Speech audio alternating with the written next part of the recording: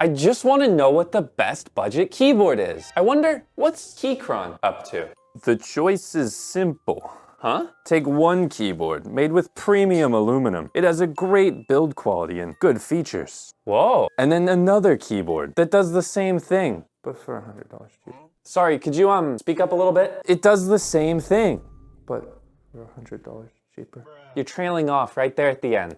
It does the same thing, but for $100 cheaper. The same thing, but $100 cheaper? Yeah. Like, why would you even give me the choice? Wow, that was really hot. You know, I wonder what Keychron has been up to. I haven't checked on them in a while. And wait, oh my God. Why are there so many keyboards? Why do they have so many keyboards? Well, let me make it easy for you. The best keyboard from Keychron is not a Keychron. Huh? What? Yeah, I'm a little bit confused too, because as you might have seen from the intro, Keychron took their best keyboard, changed its name, and then made it $100 cheaper. And it's called the Lemokey P1. But of course, they probably cut some corners and made it worse in some ways. And wait, what's this? They just made it better? What are they doing?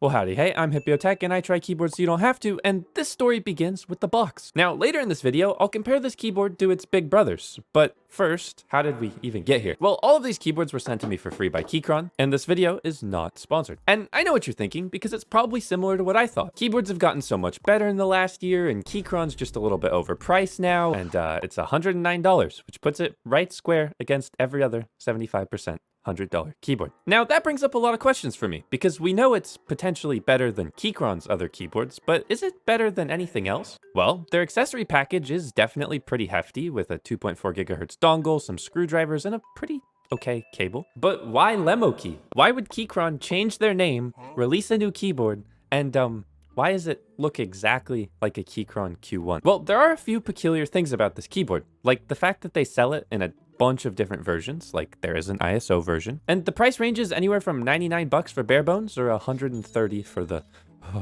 pro knob version.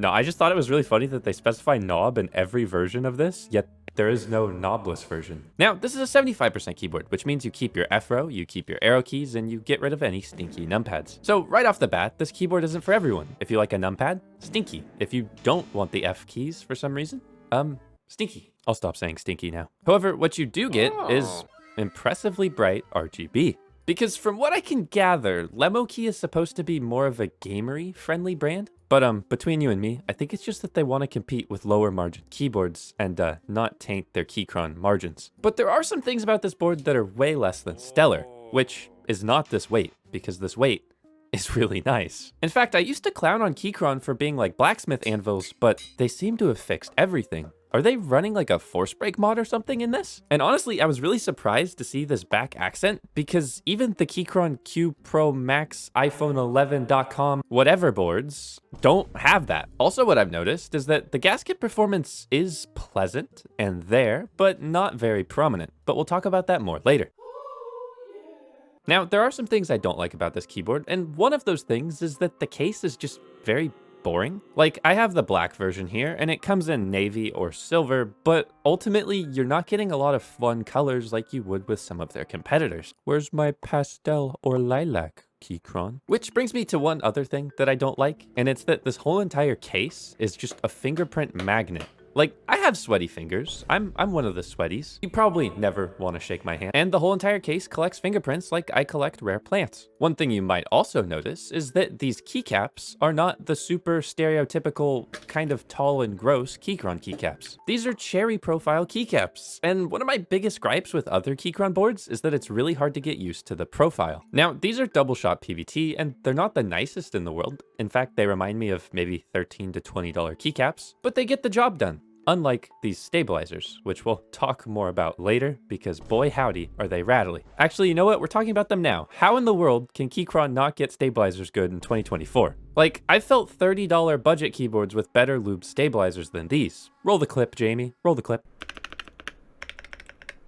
And while you can tune them yourself, I think that's just kind of embarrassing. What's also kind of embarrassing is the fact that their yellow switches are tactile, and these are super bananas. And hey, whoa, whoa, whoa, don't you dare get these confused with Jupiter bananas or normal bananas. Did you guys have to make it that confusing? Oh, but there's some squishy little foam. I kind of like. Now, usually the worst part of any Keychron keyboard is their switches, and this board is almost no exception. Like, they just never give you as good of an experience as what some of the competitors are doing, like HMX, JWK, anyone else. But these super bananas are the best that I've tried. Hi, Nola. Interestingly enough, they're a very tactile 47-gram switch, and they do feel quite nice to type on, but we'll get to the sound later. Now, some other nice things that this board does is that it's hot swap. It has south-facing LEDs, you might have seen some foam there, and it's definitely checking a lot of the boxes, like how you can check out my Pixel Comet desk mat from Hipyo.co, link down below. And hey, while you're there, maybe pick up a barely functioning mug, because you might be barely functioning, just like me. For real, for real. But you know what is functioning?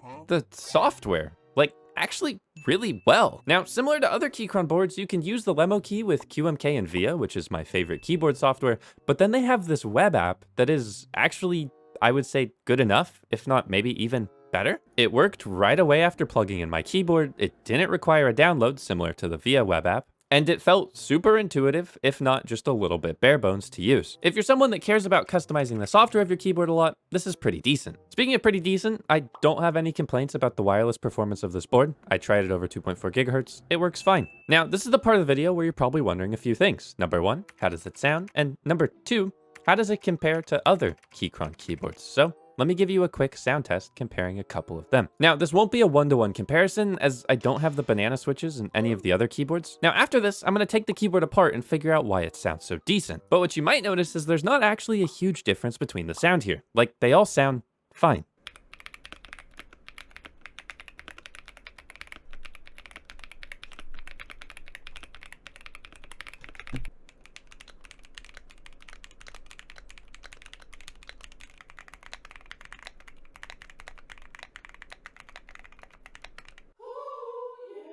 Like, am I crazy here? Because the Lemokey is a little bit louder, but I think overall, it sounds more pleasing and clacky to me. Now, none of these Keychron boards give you creamy, thawky, whatever the heck, but if you are interested in that, you might want to check out my last video, link in the top right. Now, there are some minimal differences here between the Q1 Pro and the Q1 Max and all of those other keyboards, and you can check out the product pages for each to compare each individual detail. But I need to get this thing open first to determine, are the differences significant enough to even matter? But how do I get it open? Well, the first difference I can find that doesn't warrant the $100 price difference is that to take this thing apart, you do need to remove a bunch of keycaps and switches. This gives it a premium, screwless design that is really annoying if you want to mod it. It's not the end of the world, but it is a significant difference. Also, I feel like I kind of broke something by removing the case like that. I don't know if I did, but yeah. Whoa, no way. Also, remember earlier in the video where I said I wonder if they did a force break mod? They did a force break mod! Keychron, listen!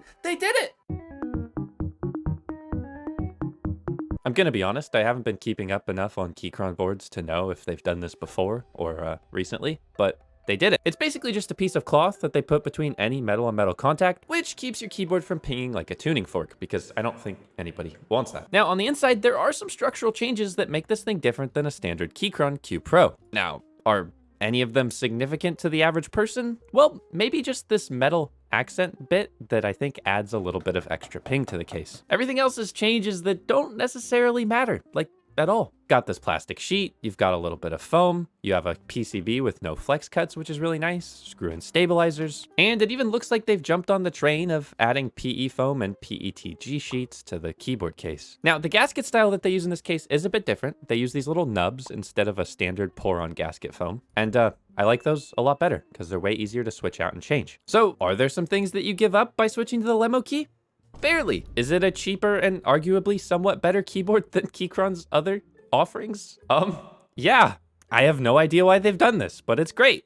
However, even though it's Keychron's best keyboard, that doesn't necessarily mean that it's the best 75% keyboard out there, or even a great value. Because as I mentioned before, the switches and its competitors are better. So if you don't plan on modding this thing, you're probably getting a better experience with something like the Womier SK75, which I also have a video on. But honestly, any of those other 75% aluminum keyboards offer more of a unique design and better switches with some other different drawbacks. So ultimately, what do I think? I think Keychron made their best keyboard and they called it a Lemokey.